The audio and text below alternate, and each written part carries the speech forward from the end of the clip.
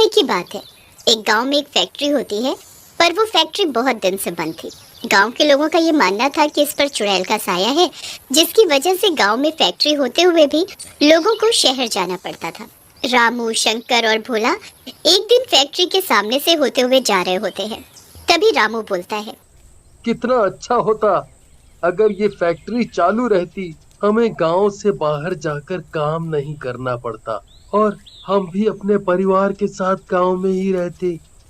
हाँ भाई, तुम बिल्कुल सही कह रहे हो।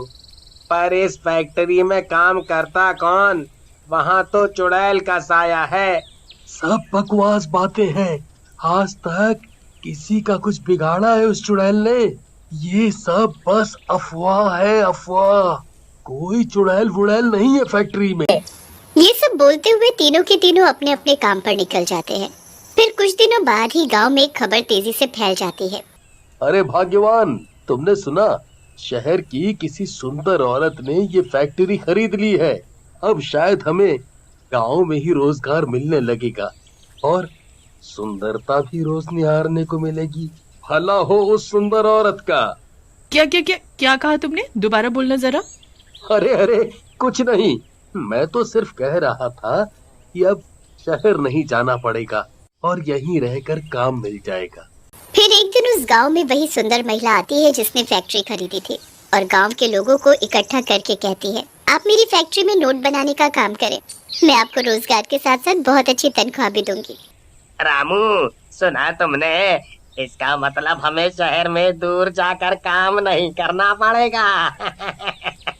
हम गांव में रहकर भी पैसा कमा सकते हैं और अपने परिवार का लालन पालन कर सकते हैं। हाँ भाई, तुम बिल्कुल सही कह रहे हो। मैं तो हमेशा से चाहता था कि हम अपने ही गांव में काम कर सकें। मैं तो इस फैक्ट्री में जरूर जाऊंगा।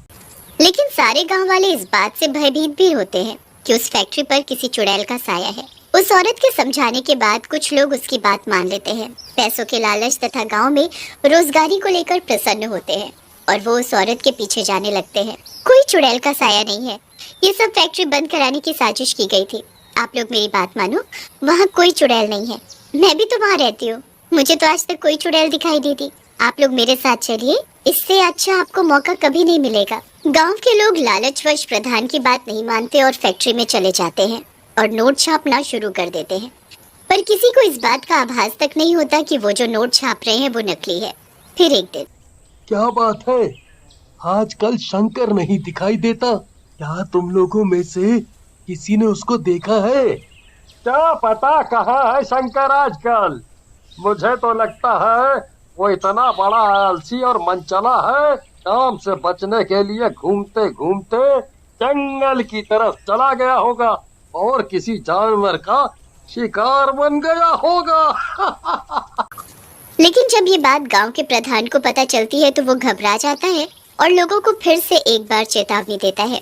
तभी सुंदर औरत वहां आ जाती है कि प्रधान आप लोगों से जलता है क्योंकि आप गांव में रहकर भी पैसे कमा सकते हैं और इसको शहर जाना पड़ता है। ये नहीं चाहता कि आप लोगों का भला हो। मैं आप लोगों को विश्वास दिलाती हूँ, वहाँ पर कुछ नहीं है और मैं आप लोगों की तनख्वाह बढ़ाने का भी वादा करती हूँ। तनख्वाह बढ़ाने की बात सुनकर एक बार फिर गांव वाले प्रधान की बात को अनसुना करके वहाँ से चले जाते हैं। लेकिन ऐसे ही एक एक व्यक्ति गांव से गायब होने लगते हैं। लेकिन एक दिन रामू को ये बात पता चलती है कि वो लोग जो नोट छाप रहे हैं वो नकली है। वो बौखला जाता है और अन्य गांव वालों को जाकर बताता है, भाइयों, यहाँ हम लोगों के साथ बहुत गलत हो रहा है। हमसे नकली नोट छपवाए जा रहे हैं। पर वो हमारे साथ ऐसा क्यों कर रही है? नकली नोट छापना तो एक गुनाह है। हमें उससे बात करनी पड़ेगी। इतना बोलकर गांव वाले सुंदर औरत के पास चले जाते हैं। मलकिन, ये सब क्या चल रहा है? क्या ये सच है कि आप हमसे नकली नोट छपवाती हैं? सुंदर औरत अपने असली रूप यानी चुड़ैल के रूप में आ जाती है। हाँ, मैं तुम लोगों से नकली नोट छपवाती हूँ। मुझे बहुत मजा आता है ऐसा करके। चुप हो जाओ सारे। मेरे अलावा मैं किसी की भी नहीं सुनती। तुम लोग यहीं रहकर काम करोगे। वैसे तो मैं बहुत कुछ कर सकती हूँ, पर मुझसे पहले पुलिस तुम्हारा बिगाड़ेगी जब उसको पता लगेगा कि तुम लोग नकली नोट छापने का काम करते हो। सारे गांव वाले डर जाते हैं। फिर वे सब चुड़ैल के डर से नोट छापना शुरू कर देते हैं। तभी उनका एक और व्यक्ति गायब हो जाता है। सारे गांव वाले घबरा जाते हैं। ये हमारे गांव में क्या हो रहा है? हमें अपनी मलकिन से बात करनी पड़ेगी। ये ऐसा क्यों हो रहा है? और ये काम हमें कैसे भी छोड़ना ही पड़ेगा, वरना ऐसे ही चलता रहा तो हम सब एक दिन ऐसे ही गायब हो जाएंगे, या तो हमें पुलिस पकड़ लेगी। फिर एक बार वो सब चुड़ैल के पास जाते हैं। जाने की बात सुनते ही औरत को गुस्सा आ जाता है और सुंदर औरत एक बार फिर अपने असली रूप में आ जाती है, जो कि एक चुड़ैल का रूप होता है। तुम्हें क्या लगा था मैं कोई आम चुड़ैल हूँ? नहीं, मैं वही चुड़ैल हूँ जो यहाँ सालों से इंतजार कर रही थी। तुम्हें क्या लगा था यहाँ की चुड़ैल जा चुकी है? मैं हमेशा से यही थी, बस सही समय का इंतजार कर रही थी। ये जो नोट तुम लोग छाप रहे हो, ये तुम्हें फंसाने का तरीका था, और ये असली नोट नहीं बल्कि नकली नोट है। मुझे नकली नोट बेहद पसंद है। मैं अपना महल नकली नोटों से भरना चाहती हूँ। तुम लोग मेरी सहायता कर रहे थे नकली नोट छापकर भी, और मेरा भोजन बनकर भी। लेकिन उस चुड़ैल ने किसी को भी खाया नहीं होता, बस वो सबको एक एक करके कैद कर लेती है। जैसे ही वो कैद लोगों के पास पहुंचती है, वो लोग उससे पूछने लगते हैं। हमने तुम्हारी सारी बातें सुनी, तुम उन लोगों को क्यों डरा रही हो? तुमने हमें नहीं खाया तो तुम उनसे ये क्यों कह रही हो कि तुम हमें खा चुकी हो और बाकियों को खा जाओगी? क्या तुम हमें यहाँ से कभी नहीं जाने दोगी? चुड़ैल एक लंबी सांस लेती है और अपनी कहानी बताना शुरू करती है।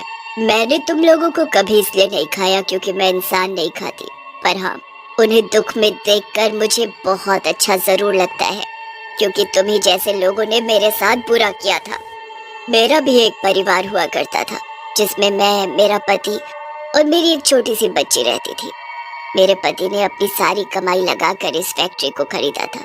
फिर चुड़ैल के चेहरे पर एक मुस्कान फैली और उसने आगे की कहानी बतानी शुरू की। उन्होंने जब ये फैक्ट्री खरीदी तो मैं भी उनके साथ रहने इसी गांव में आ गई।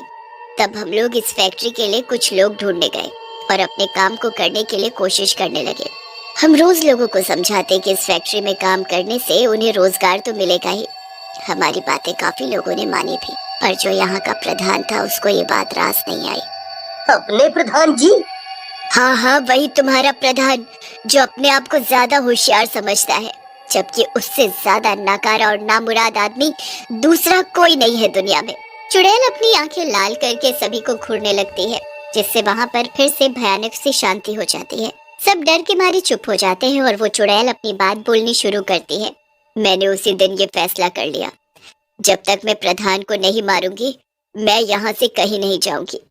मैंने अपनी बेटी को उसके मामा के घर भेज दिया और उससे उस दिन के बाद कभी नहीं मिली। उसके बाद मैं गांव में वापस आई तो गांव वाले से सुना कि प्रधान ने ये फैक्ट्री ये बोलकर बंद करवा दी है कि यहाँ पर किसी चुड़ैल का साया है। उसी से मुझे ये तरकीब सूझी और मैंने एक बाबा से संपर्क करके खुद को चुड़ैल रूप में विकसित करवाया और अब मैं यहाँ आई हूँ उस प्रधान से बदला लेने। लेकिन तुमने हमें कैद क्यों कर रखा है?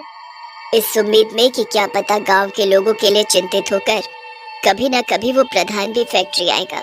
ऐसा बोलकर चुड़ैल अपने कमरे में चली गई और गांव वाले दोबारा अपने काम पर लग गए।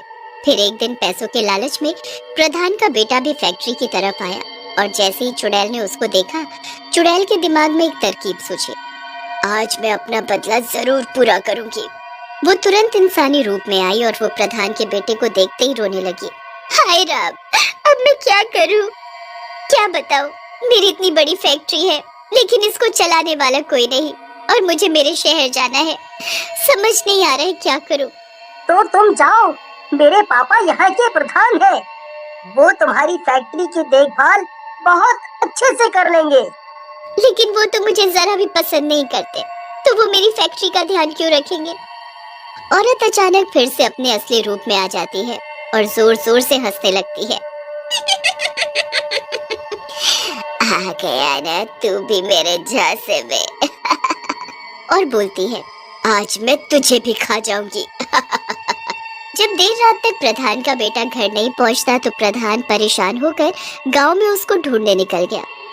सब जगह ढूंढने के बाद आखिर में वो फैक्ट्री ही रह गई। मजबूरी में आकर प्रधान फैक्ट्री की तरफ अकेला ही चल देता है। चुड़ैल अचानक से प्रकट होती है और बोलती है, आखिरकार तू आ ही गया प्रधान। इतना बोलकर चुड़ैल प्रधान पर कूद जाती है और गला दबाकर उसको मार डालती है और फिर खुशी से चिल्लाने लगती है, मैंने अपना बदला पूरा कर लिया। आज मैं मुक्त हो गई। फिर वो सारे गांव वालों को भी मुक्त कर देती है।